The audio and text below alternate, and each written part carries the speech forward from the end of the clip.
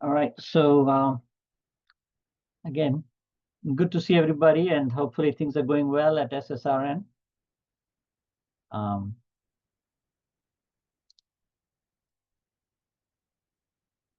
think everybody's muted, so we could.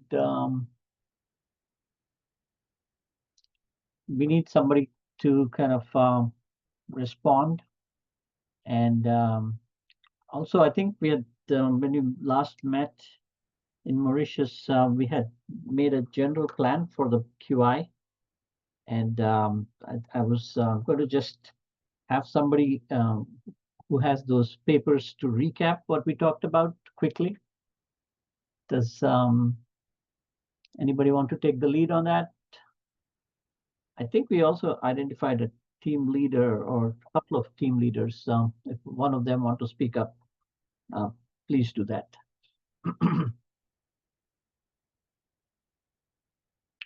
You will have to unmute your mic, I think. Right now, everybody's muted. So whoever is speaking probably needs to unmute their mic.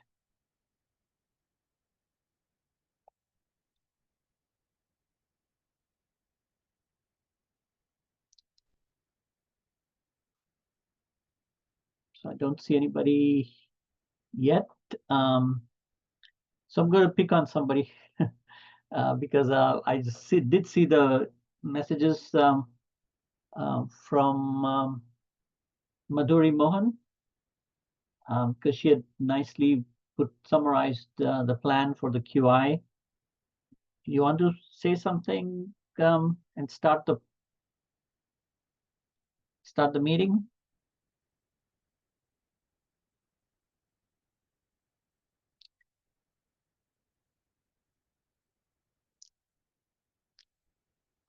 I'm picking on Madhuri. Are you there?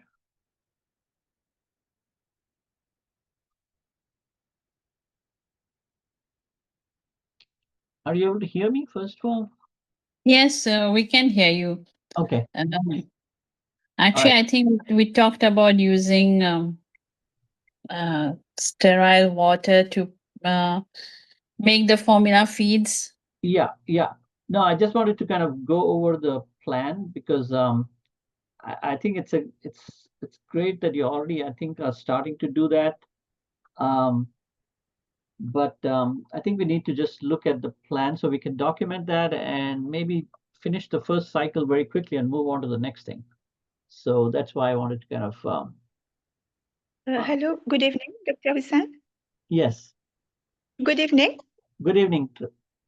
Good evening, everyone. I am Rakita, the team leader. Yeah. Yeah. So we talk about the QI plan, which should be a small plan, specific, measurable, achievable, realistic, and time bound. Yeah. Yeah. We talk about the incidence of NEC in neonates in an ICU. Yeah, that's correct. And the NEC that we were looking at was a stage 1. It was first. We are looking for first stage NEC. Yeah. And then we also have to elaborate on the signs of first stage NEC. Yeah. Also, we made a data on how many in admission we got in an ICU as from 1st April up to 30th September, which it is around 83. Okay. And then out of it, we got 23 first stage NEC. Okay. Which were treated. And then our plan was to plan, do, study, act, and adopt. We also write to the OHD and pharmacy, and we got our sterile water from the pharmacy. Yeah. Which is from a daily basis, and also the nurses are all aware of using now sterile water from pharmacy to prepare feed. Yeah. they are also aware of how to prepare the stages of how to preparing feed. That's good. And we have also started a trial basis of how they are preparing it. Okay, wonderful. So looks like a lot of progress has already been made. So I thought maybe this meeting we can put everything like in the formal QI kind of format. And so I used some of the material that you had sent in the WhatsApp and started to develop a kind of a document, which I'm going to send to you in a few minutes after this meeting. So let me just share my screen and show you what I have developed, and maybe then you can add to it and we can continue talking about it. So, so hopefully you can see my screen that shows the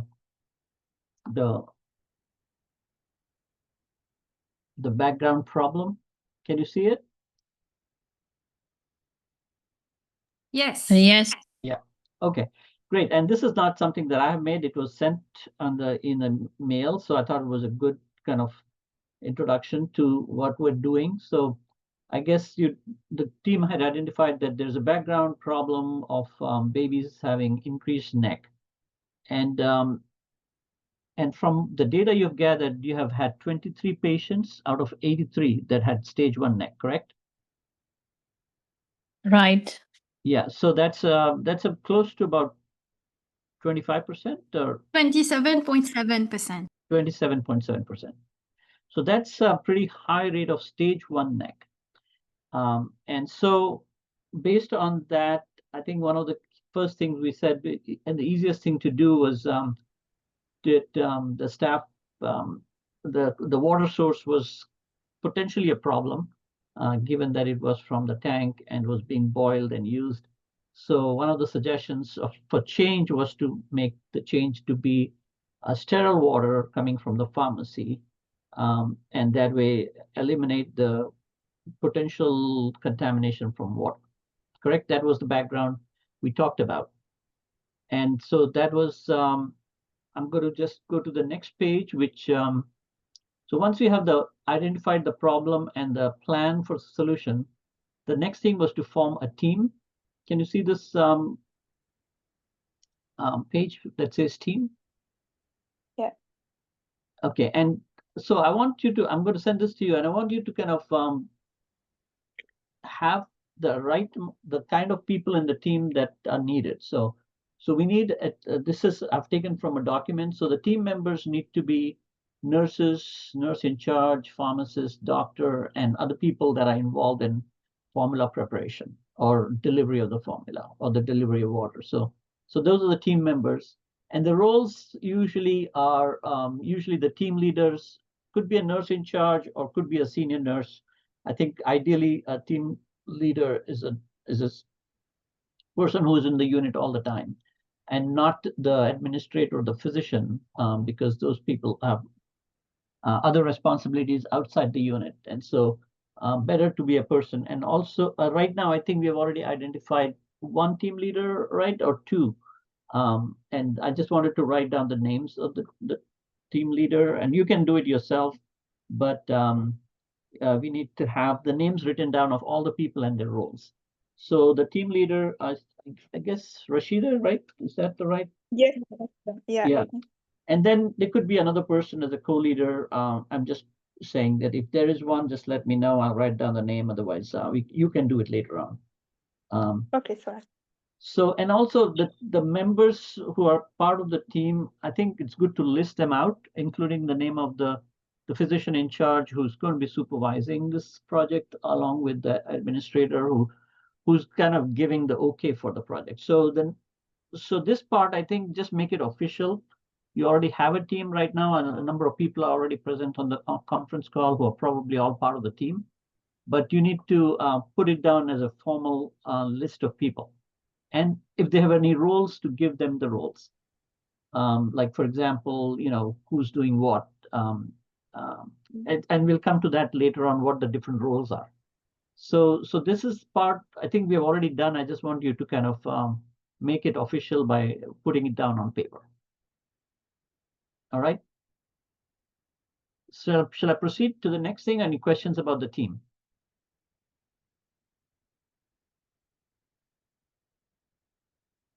You can continue. Okay. So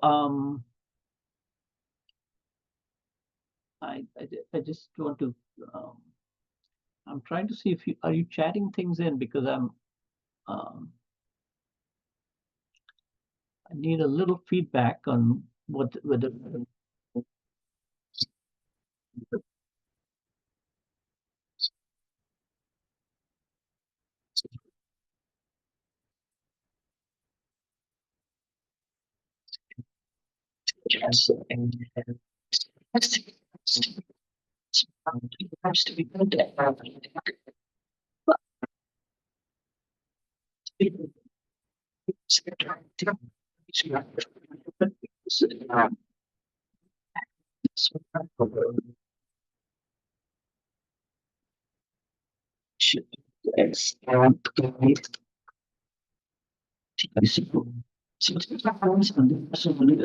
aim that was set to me was ensure that 100% of formula feeds for neonates in the NICU are prepared using sterile water within 3 months.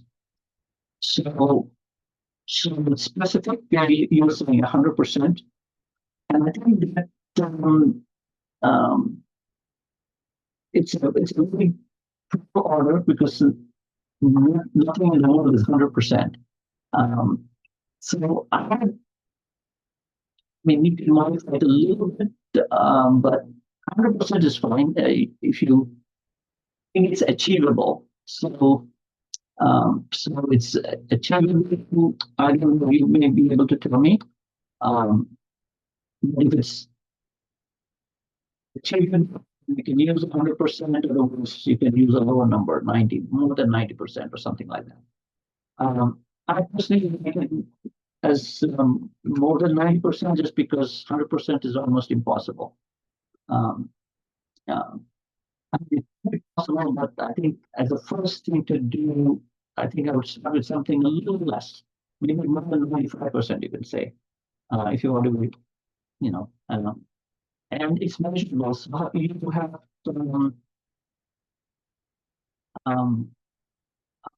using sterile water. So I think there needs to be some kind of a checkbox or somewhere you're keeping track that that was prepared by sterile water or not prepared by sterile water. I think you need to, so that's something that it is measurable. So, so we need to figure out what it's going to be measured at the time of preparation or right after that, but it has to be, it has to be in a timely manner, because if people are not done, it's very difficult to recall whether it was done properly or not. So I will have to have a way to document how the formula is being prepared. Maybe have a checklist at the place where formula has been prepared, to see whether the formula was, which part of this formula was done and whether it was done appropriately or not. So that's one thing up in the smart aim. And the time is 3 months, within 3 months. And in fact, it looks like you already started, so which is great. But you need to monitor it over 3 months. Yeah, so the smart aim, I think, is fine. I would just say that 100% is probably the reason people don't usually put 100% is because then even if one is missed, then it is 100%, and then basically it sets up for a failure. So something with more than 95%, more than 99%, we feel like very comfortable. So that's what I would say with the smart aim, but I think the smart aim is fine. And sure. Sir, yes, please. Sorry, the audio is quite glitchy. Yeah, maybe it's the mic. I don't know. Yes, we can't hear you very clearly. Sorry. Okay, let me just make sure my mic is good.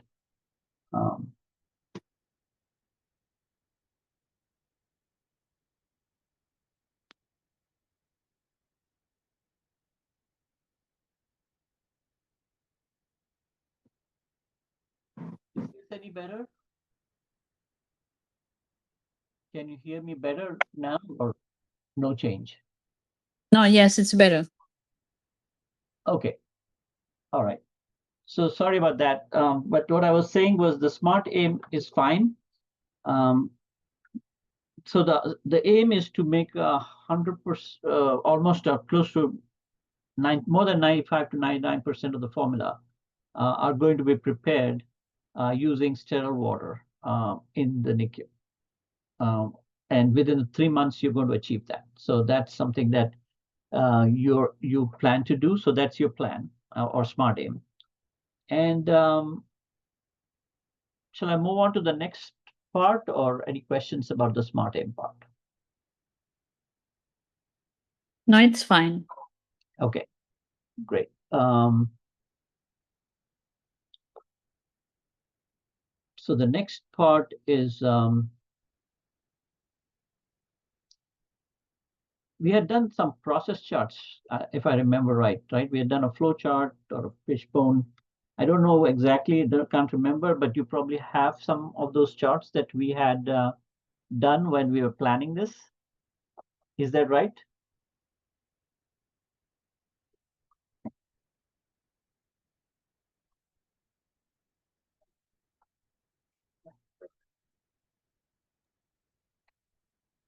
Sorry, can somebody say that? I could not hear it.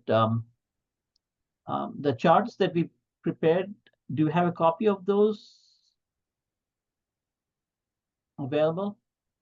It's okay if it's not available. I just want to see if it is available. It's good to always document how the process started, and because when the flow charts, you may have other ideas that you can use later on. So if you have any of those process charts that we have developed, either the flow chart of how the formula is prepared, or the fishbone chart in terms of the different factors that can cause stage 1 neck, and other planning charts.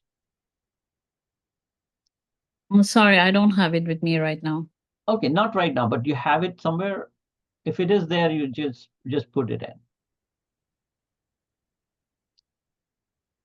So actually, that kind of reminds me, going back to the smart aim, I think it may be good to, now that I remember what we talked about, we may need to change the smart aim completely, because our actual aim is to decrease the stage 1 neck, correct? How we're doing it is by using the sterile water. So the aim, actually, the goal for this QI is actually, we want to decrease. Let me just restate the smart aim. So we want to decrease the incidence of stage 1 neck. So right now your incidence is 27.7%. So we need to come up with a realistic number it should be decreased by. You want to shoot for like 15%, almost half, or 20%, which is like 1/3 reduction. Or you can say it's to decrease the incidence of stage 1 neck by 35% or 25%, something like that. Okay. You understand what I'm saying? That may be a Yeah. better, Realistic. yeah. And how we're going to do that is going to be using the sterile water. So I'm going to take that off from the smart aim and make the smart aim to decrease the incidence of stage 1 neck by 35%. For all admissions to the NICU or only for selected number patients? I think your number For all. 8 was are all, right? So for all babies admitted to the SSRNH NICU, correct? Over a 3-month period. Does it make sense? So I think I modified the smart aim a little bit because I think this is more From what I remember, this was the goal that we had. And the solution that we came up was the sterile water, but this actually was the actual aim of the study, of the QI project. Am I clear on that? Yes. Okay. So that's going to be the smart aim. And so basically you have the current incidence, that's 27.7%. And after 3 months of using sterile water, we will see what the rate is in the NICU of stage 1 NEC. So with that, I think going back to the process charts, if you have them, if you have copies of that, just put it in. If you don't have them, that's fine. So then let's go to the measures. How are you going to measure whether you have done the right thing or not? And again, this is from what was already sent to me. I'm just to make a copy of it. So the measures that you had identified was there was going to be an outcome measure, a process measure, and some balancing measures. So that's perfect. And the outcome measure you had said was to reduce the incidence of feeding-related infections, sepsis, sepsis-like episodes linked to contamination. So I would rephrase the outcome measure because I think the outcome measure is the main focus. And we had to use the outcome measure as, I mean, the focus was stage 1 NEC. And it depends on how you identify, how you define stage 1 NEC. So stage 1 NEC is mostly, babies having symptoms of intolerance, but not really frank NEC. So I think that you need to define it a little more clearly to see what are you going to call stage 1 NEC in the future. It also depends on what you use to get your data for the background. What are the babies that were considered stage 1 NEC? And this is what I thought you might have used, but there may be more things. So I think mostly people use feeding intolerance episodes that need a change in the feeding plan. Either the baby has to be made NPO, or starting IV fluids or something else, or decrease the amount of feeds or change the kind of feeds. Correct? Is that correct in terms of how you define your stage 1 NEC? Yes, we usually stop feeding, and what we usually see is distended abdomen and in the X-ray gaseous distension. Okay, so you said you'd stop feeding, and that's usually due to what are the symptoms that the baby presents? I'm anticipating it's going to be either vomiting, abdominal distension, some kind of a Right. diarrhea, blood in the stools, any of those things, or the baby's clinically symptomatic that suggests maybe the baby has something like a systemic sepsis or something. Is that right? Yes, and apneic sometimes. Apnea. Okay. So I think these symptoms, you need to have a clear way to say, for a particular baby, say baby X in bed space number 1, you've got to quantify how many times the baby had what we're going to call stage 1 NEC. And in that baby, say the baby has these symptoms today, and then you stop the feeds on that baby. So you need somewhere to document that baby had stage 1 NEC. For what reason? Like, was it because of apnea? Was it because of abdominal distension, because of vomiting, because of blood in the stools, or anything like that? So you need to have a clear definition of what you're going to call stage 1 NEC. So right now you're saying abdominal distension, or it's not very clear to me, like how much abdominal distension, like 2 centimeters in more than baseline, 1 centimeter. You may have some way to quantify that. And I think you need to write it down to say a baby who has abdominal distension more than 2 centimeters from baseline, or vomiting that is, containing bilious elements, or large quantity, or blood in whatever your criteria are for calling it stage 1 NEC, you need to define that criteria and make a list of all the different items within that that would make you suspect stage 1 NEC. You know what I'm saying? And that needs to be clear, because some person may think that 1 centimeter distension from baseline is too much abdominal distension.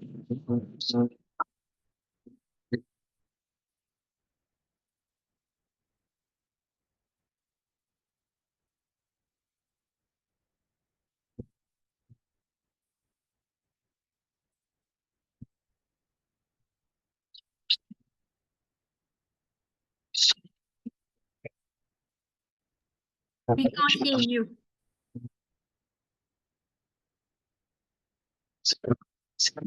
We can't hear you.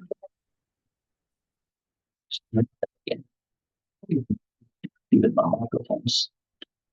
Let me see if I can do it a different way.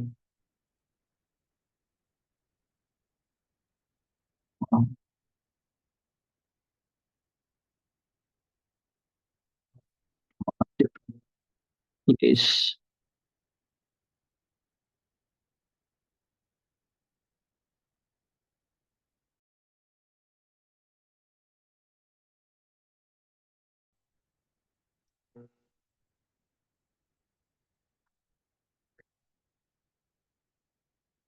Can you hear me now? Yes. Okay. Right. Let me see.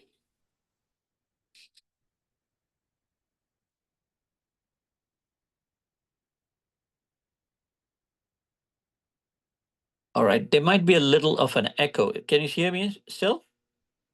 Yes. Okay. Okay, great. I'm going to use this my phone audio and then continue. So were you able to hear what I was saying about having a clear definition for stage 1 NEC? Yes. Yeah. So so I think you would need to write it down and make sure that everybody is following the same definition when they're stopping feeds. So the example that I gave you is somebody says, one person says that, there's some abdominal distension and there's some apnea, and I'm going to call it stage 1 NEC and stop feeding. Another person might disagree with that because they may want to see some more symptoms, or some people. So there are people on the spectrum. Some people are more conservative, some people are more aggressive.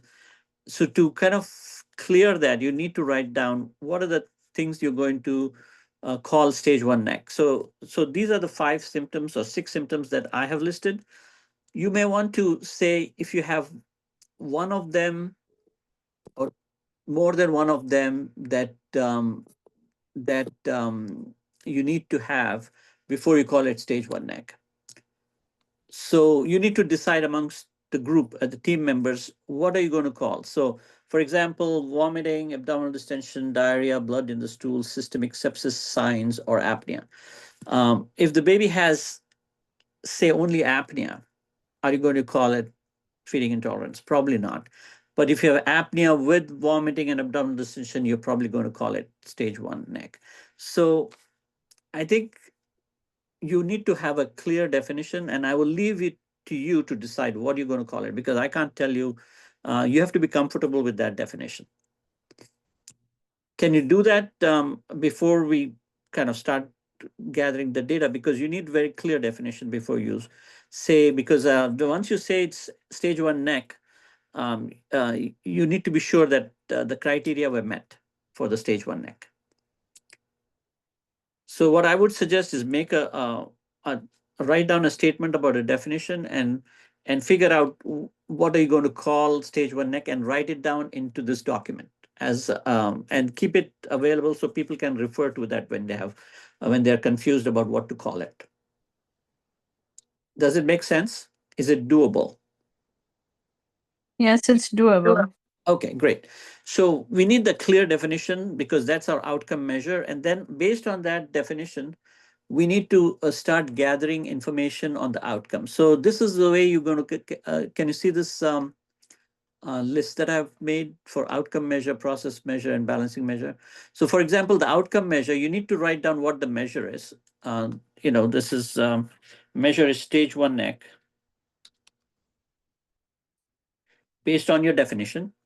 And the numerator is the babies that met those criteria. And sometimes the one baby may meet the criteria many times. So the baby may meet the stage 1 criteria today, and then the baby recovers, but 2 weeks later, the baby may have the another episode of that stage 1 neck, or they may be different babies. So you have to decide: are you going to call each episode one stage 1 neck, or each baby one? You need to decide that, and that would be your numerator.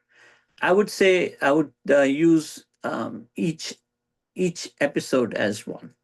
So if the baby has one episode and the baby has second episode, that will be 2 stage 1 neck episodes. Um,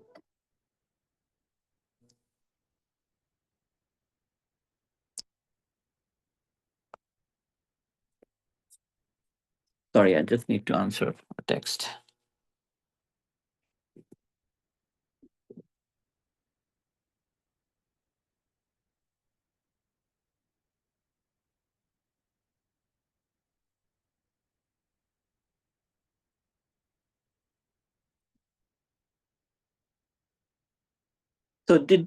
So I was talking about the outcome measure. So you need a numerator, basically, whether the baby had stage 1 neck, yes, no.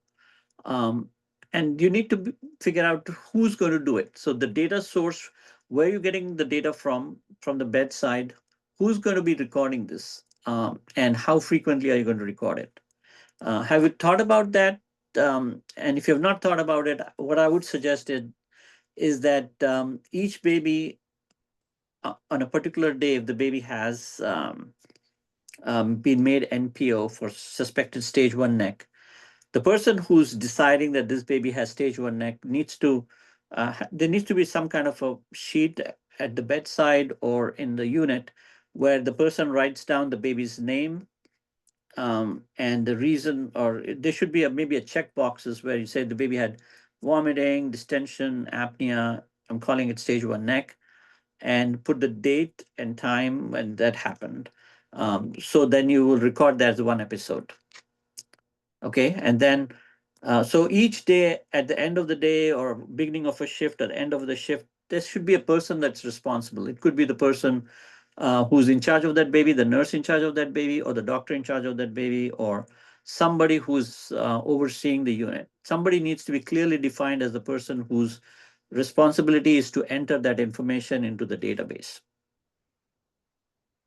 Okay, so you need to do that, and maybe create a form, create a form which has the baby's name and the date, and say the baby had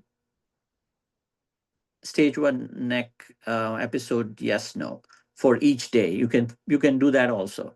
So I'll list all the baby's names and each day of the week, and say baby had stage 1 neck. Whenever the baby had stage 1 neck, somebody can put a check mark and put the initials to say that they were the ones who diagnosed it or made that diagnosis.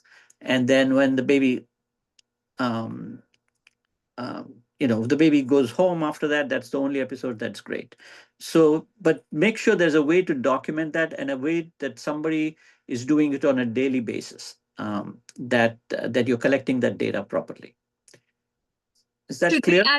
Should we add the gestation too, or the number of days? So you can, but I don't want to make it too cluttered, because whatever you need to identify that baby, I think you need to have that in there. So maybe the baby's number or date of birth or something that identifies that particular baby, because you can analyze that later on, in terms of, you will have the records of the baby's gestation and birth weight.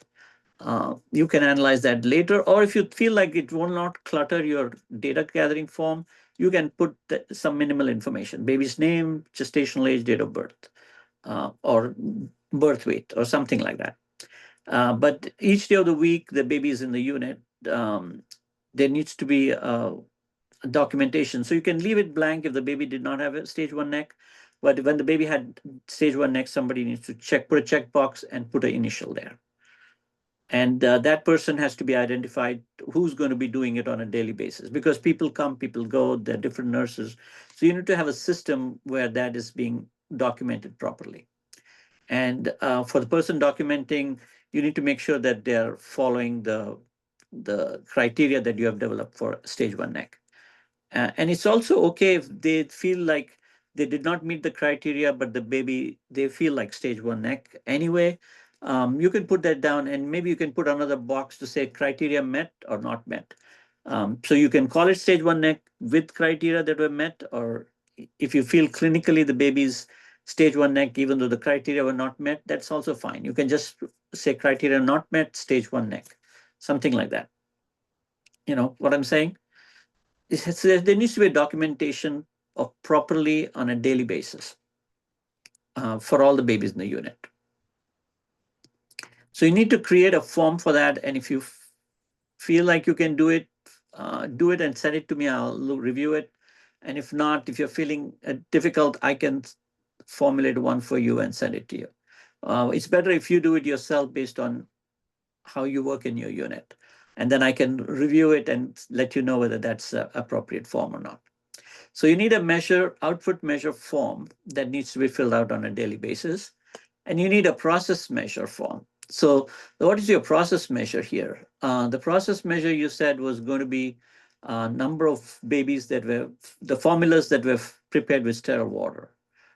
So again, you need to have baby's name, formula preparation, basically the baby may have formula prepared 2 or 3 times a day, or I don't know how frequently you make the formula, but for each day you have preparation 1, preparation 2, preparation 3, whether that was sterile water, yes, no, for each baby.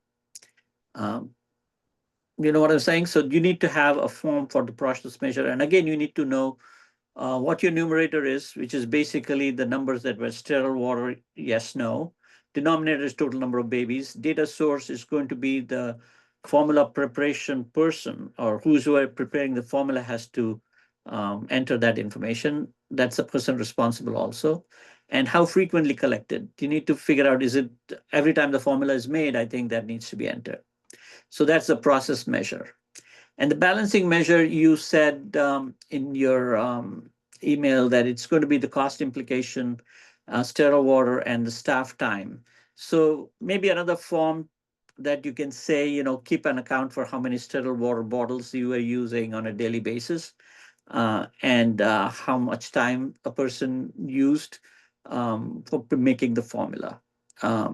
Just again, the person making the formula can prepare that. And again, those forms need to be made. So there should be at least 4 forms that need to be filled on a regular basis, on a daily basis, basically, to make sure that you're tracking the data accurately. And then at the end of the 3 months, you can review all this data and come up with some information that you can then present to somebody or publish. So that was all about the measures. Any questions about the measures? And I'm going to send you this document that I have prepared, but I will ask you to actually make the forms, the template of the forms, and send it to me so I can review it, and then I'll get back to you on WhatsApp about any changes or modifications that I would suggest. But if you're comfortable with it, make the forms, and once I've looked at it, you can start using it. So any questions about the measures and how you're going to actually measure those things? I think the most important is the outcome measure, your stage 1 neck, and how you're defining it and how you're documenting it. Okay, so that's the most critical. The others are fairly simple. So let me go to the next point, which is basically your change idea. That's at this point, your change idea is that to decrease stage 1 neck, you're going to use sterile water.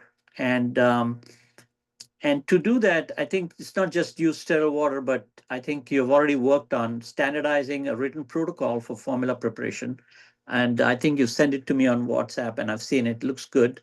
Staff education, which you told me that you have educated the staff in terms of formula preparation, but I think you need a little more staff education in terms of definition for stage 1 neck.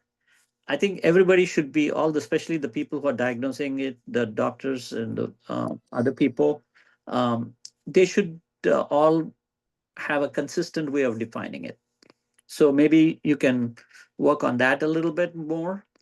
Um, Availability of ready-to-use sterile water, I think you have that, but look at the supply chain and see if there's a problem with that and try to identify that, and make sure that your supply chain is intact. Like there's not going to be a day where there's no formula sterile water available because somebody did not think of ordering it or whatever.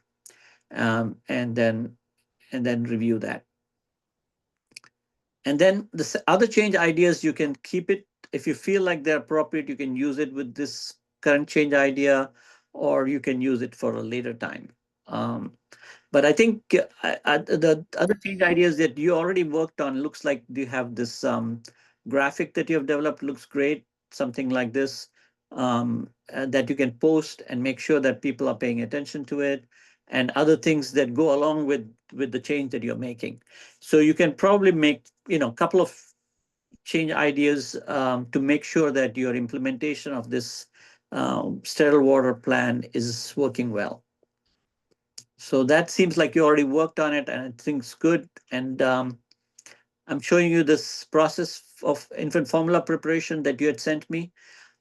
It looks good to me, but what I'm going to do is I'm going to run it by our nutritionist here who makes who's responsible for our formula preparation, and see if he has anything to add or modify, and then I'll get back to you. But this looks good to me. I mean, you have this, different steps identified: ensure cleanliness, thorough washing, hand washing, the WHO steps, water and formula mixing, um, instructions on the powder and how it's to be used, expiration date, and all that. Actual mixing in terms of putting the powder in the water, and then the feeding part, um, uh, etc. And so this looks good to me, but make sure that everybody's again well aware of the process, and maybe you can in your process measure make sure that the process was this protocol was followed correctly or not. If it was not followed correctly, make sure you can identify that when it was not followed correctly. And Should so we, with all, yeah, go ahead. in the mixing of milk, should we add that since in Mauritius, every 1 scoop is mixed in 30 ml of water? So should we add that in, or it's standard for all our? Yeah, I mean, if you feel that's the standard, if you have a good standard way of putting everything down, so a new person coming in or somebody who's unsure, I think it's good to have as much detail as possible. If you're already doing that, just put it in your protocol. Okay. Yeah. And also then if somebody's breaking the protocol, make sure that that is documented. For whatever reason, sometimes, they had to break it because something was not available or whatever. You just need to document that that protocol was not followed that particular time because of certain thing. So that's all. So that's kind of in a nutshell, the whole um, process of initiating this QI. And then, of course, at the end of the 3 months. So do you have a start date? You said you already started implementing it. What I would say is that I would do a little bit more education on the stage 1 diagnosis, stage 1 NEC diagnosis. Make sure you're all comfortable with the definition and the diagnosis, and then do a formal start date for this QI project when you think everybody's well informed. It could be next week, it could be a couple of weeks, depending on how much time you need to make sure everybody's aware. And and let me know how I can help with the forms and other things. So that's kind of what I wanted to kind of go over, and I'm also here to answer any questions that you may have about this project or anything else related to that.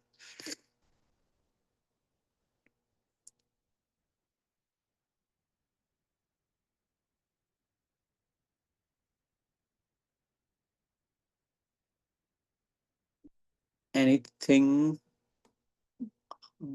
Will you be sending us this document so we just Yeah, I can? will send you this document right now. I will save it and I'll. But this is just a rough document. You need to make it, clean it up and then make Yeah, it as a your own guide. doc. Yeah, make it your own document. I'm going to send it right now. See if you have, if you are receiving it.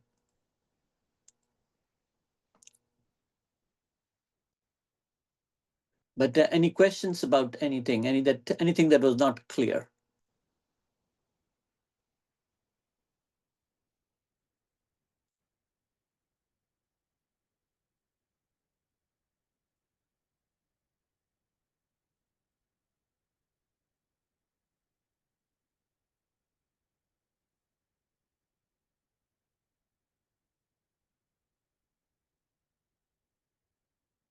So are the people in the team that's going to do this on this conference call, the people that you need to add later on?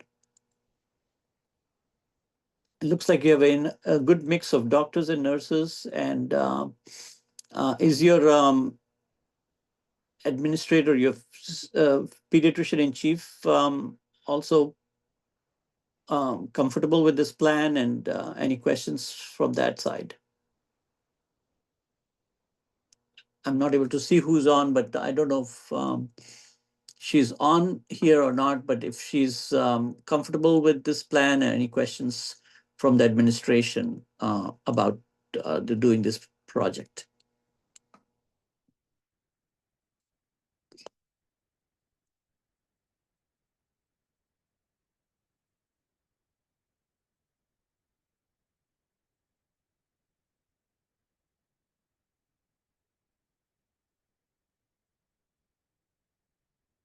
No. Okay. Um, sorry. I couldn't hear anybody. I guess everybody's all done. Okay.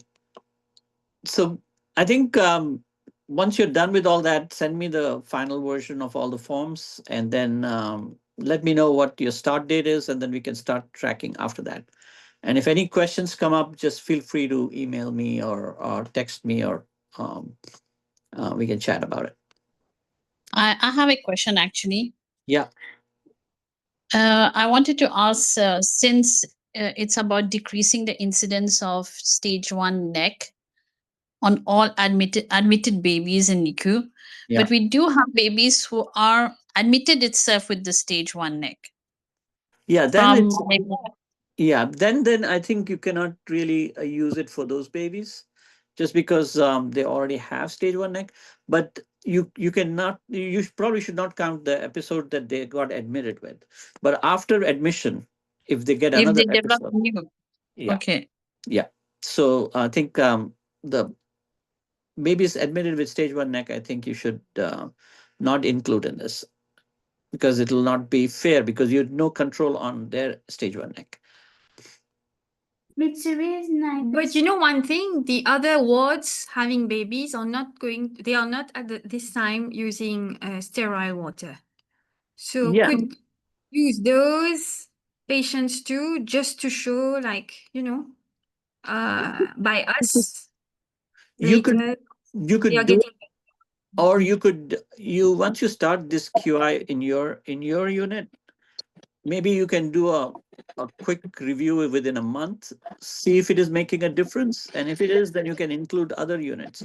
I think you need to at least see for yourself it's making a difference or not before you say, I think it will make a difference. It makes absolute sense. So you can include them at the same time also. It's not a problem. But I'm just saying that if people are not convinced that this is going to work, you need to show them a little bit of information. But if you feel like everybody's convinced that this is going to work, then just do it in other units also. Okay. Yeah. So I'm quite excited because this already looks like almost you've already implemented the change. It's just a matter of tracking it over the next couple of months. Maybe 2 months will be enough, I think, or 3 months. But at least 3 months, if you want to do it, that's fine. And then you can review all your information and then move on to something even more interesting, or something that's even more complex.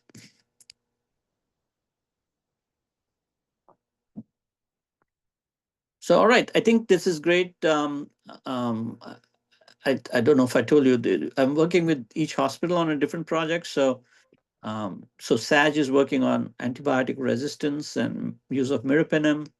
You're working on NEC prevention. I think JN is, I'm meeting with them on Thursday. They're working on uh, getting babies extubated earlier from after intubation and stuff like that. So there are different things that people are doing in different parts. And if something is working, then maybe some other place can adopt that as well. So you can learn from each other. All right, then. It's close to 1 o'clock, close to 9 p.m. there. So I'm going to stop here, but you can keep the communication going on WhatsApp if you have any questions. Thank you. Thank you. All right. And I've recorded this, so I'm going to see if I can get it into a YouTube kind of video, and then I'll send it. Yeah. Okay.